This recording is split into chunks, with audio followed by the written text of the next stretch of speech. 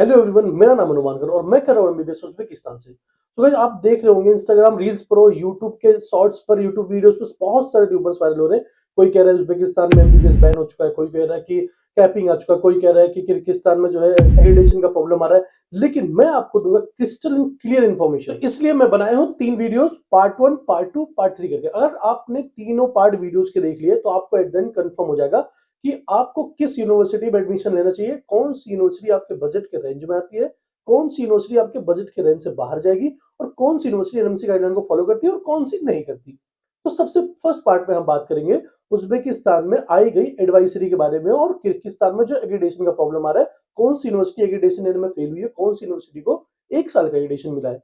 Second part में हम बात करेंगे पीएमओ के द्वारा आई गई जो आरटीआई जो फाइल हुई थी उसका जो रिप्लाई आया था कि ये 5+1 ईयर का सेपरेट इंटर्नशिप होना चाहिए। थर्ड पार्ट में हम बात करेंगे कि बजट के बारे में।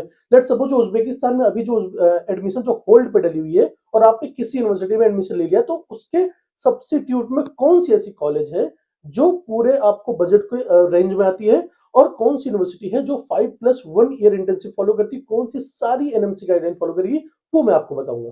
तो गाइस आइए हम बात करते हैं सबसे पहले अपने पार्ट 1 वीडियो की। इसमें हम बात करेंगे जो उज्बेकिस्तान में जो एडमिशन जो होल्ड पे डली है और कोई बोल रहा है कि यहाँ पे कैपिंग सिस्टम आने वाला है, और दूसरी चीज जो किर्गिस्तान में सर जो अपना एग्रीडेशन का प्रॉब्लम आ रहा है, किसी यूनिवर्सिटी को 1 साल की मिली है, किसी को 6 साल की मिली, किसी को मिली ही नहीं है। तो इसके बारे में मैं ऐसा समझ रहा हूँ कि हमारे सर जो है वो बेहतर गाइड कर सकते हैं। सर आप थोड़ा सा बच्चों को बता दीजिए। हाँ, तो स्टूडेंट्स आपको बताना चाहूंगा कि इस साल अब्रॉड में सीट बहुत कम है। सीट बहुत कम होने की वजह क्या है कि एक तो किर्गिस्तान में 17 कॉलेज एक तरीके से उनको एग्रीडेशन फेल होगी हो, और जो एग्रीडेशन जिसने करा था एक है किर्गिज स्टेट मेडिकल यूनिवर्सिटी, जिसको किग्मा बोलते हैं वहाँ की लैंग्वेज में। तो उस यूनिवर्सिटी क्या होता है, उस यूनिवर्सिटी के अंडर में एग्रीडेशन हुआ, 17 यूनिवर्सिटी फेल हो गए, किसी के पास हॉस्पिटल नहीं, किसी के पास फैकल्टी नहीं थी, पीएचडी फैकल्टी नहीं थी, तो होना मस्ट है वहां पर। ठीक है, तो कुछ वहां पर कुछ कॉलेजों को दिया गया, 17 कॉलेज के बाद जो कॉलेज बचे कुछ को दिया गया 1 साल का एग्रीडेशन और कुछ को दिया गया 6 साल का एग्रीडेशन। लेकिन जो 1 ईयर का एग्रीडेशन जिनको दिया गया है उसमें एम्बेसी बोलती है कि आप वहां ना जाए।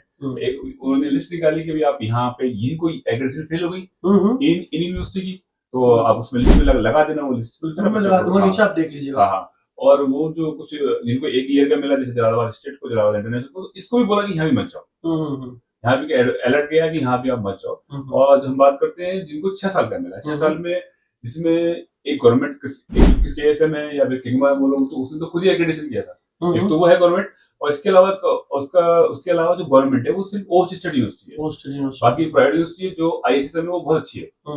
आईएसएसएम इसके 2 सेंटर है, एक बिश्केक के अंदर है और एक इस्तांबुल के अंदर है। इस्तांबुल की फीस कम है और बिश्केक की फीस ज्यादा है। दोनों एक ही है, एक ही मैनेजमेंट है, एक ही कॉन्ट्रैक्टर है, एक ही मालिक है, लेकिन वो बस फीस का कम है कि एक इस्तांबुल में, एक शहर में, बिश्केक में है। इस्तांबुल बहुत खूबसूरत एरिया है।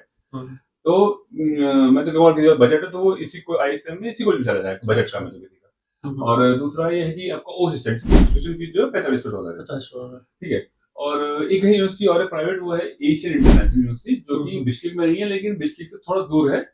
बिश्केक के पास ही माना जाता है वो कैंट इलाका, तो वो भी है, लेकिन क्या लोग ज्यादा उधर प्राइवेट की उधर प्रेफर नहीं करते। आईएसएम और आईएस जो आपका इस्तांबुल वाली और बिश्केक वाली वो ज्यादा बेटर है। तो किर्गिस्तान के तो ये हालात है, किर्गिस्तान में बहुत कम यूनिवर्सिटी है, बहुत कम सीट्स हैं, अब्रॉड में कोई जाना चाहता तो ये है। लेकिन बजट की बात आ रही है तो बजट में आपको मिलेगा ओश और एशियन मिलेगा, वहां पे थोड़ा कम, आईएसएम का और किग्मा का वो ज्यादा है।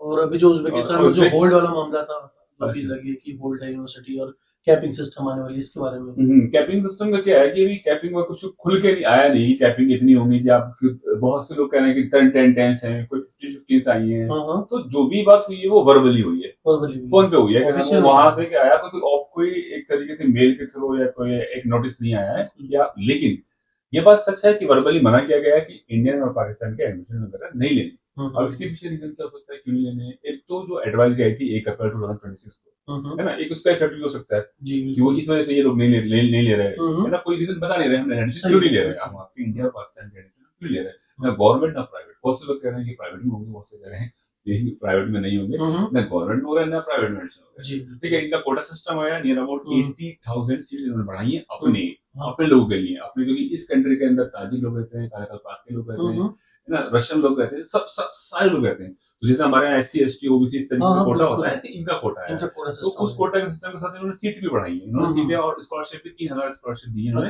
अपने बच्चों को। तो 80,000 सीटें बढ़ी तो हो सकता है ये भी वजह हो इस वजह से इन लोगों ने क्या नाम है हमारे बच्चों को नहीं लिया है। इंटरनेशनल बच्चों हाँ, में कह रहे हैं कि 10 बच्चे 15 बच्चे लेंगे, इस तरीके से ये खबर है, सब कॉन्ट्रैक्ट कर रहे हैं, 10 सीट दी है, 15 सीट दी है, इस यूनिवर्सिटी को ये दी है, कुछ यूनिवर्सिटी को बिल्कुल नहीं दी है।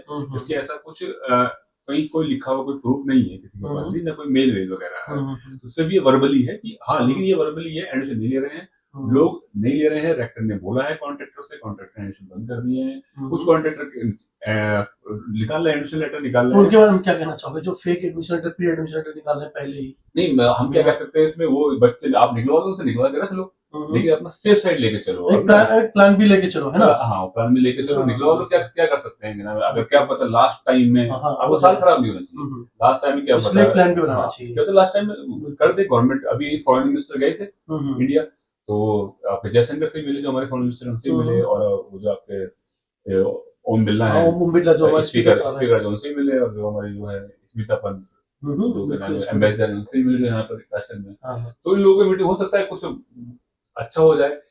जो 3 यूनिवर्सिटी को बैन नहीं किया था, तरीके से अलर्ट जारी किया था, यहाँ लोग समझे बैन कर दिया, एक अलर्ट जारी किया था, ऐसा कोई बैन नहीं किया गया था 3 यूनिवर्सिटी को। और दूसरी वाली बात ये भी था कि कुछ जो है वर्कर आ गए थे, और वो आए थे वर्कर लैंग्वेज पर, लैंग्वेज की फीस यहाँ पे कम है, तो वो फीस वो उस पे वीजा लेकर आ गए, और यहाँ पे वो जॉब कर रहे थे फैक्ट्री में, और फैक्ट्री में फिर उसने 2 महीने से उसको पैसा नहीं दे रखा था उन लोगों को, तो उन्होंने वीडियो बना के वायरल किया कि हम लोग यहाँ बंद कर रखा है, खाने नहीं दे रखा, हमसे काम करा रहे हैं। तो इस चक्कर में इंडिया और पाकिस्तान के एजेंट ने इनको लाए थे। तो वो गवर्नमेंट चाह रही है कि ऐसा भी प्रॉब्लम ना हो, देश का नाम बदनाम ना हो। 2 रीजन को मैं कह सकता हूँ अपना वो, लेकिन वो लोग कुछ बोल नहीं रहे, क्यों मना, क्यों किया, लेकिन 2 वजह है जो मेन वजह है, 2 वजह है।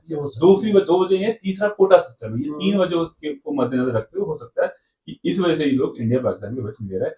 लेकिन अगर as a business point of view से देखा जाए, एक तरीके से डॉलर के उससे देखा जाए, डॉलर एक कंट्री दूसरे कंट्री में आ रहा है, तो इनको लगता है प्राइवेट को ये शायद अलाउ करेंगे। लेकिन अभी कोई प्राइवेट को नहीं बोला है कि प्राइवेट को हमने अलाउ कर दिया है, प्राइवेट में एडमिशन हो रहे हैं, अभी सब प्राइवेट से लेटर निकाल रहे हैं, लेकिन कोई जो प्राइवेट को अभी ना हाँ बोला ना बोला।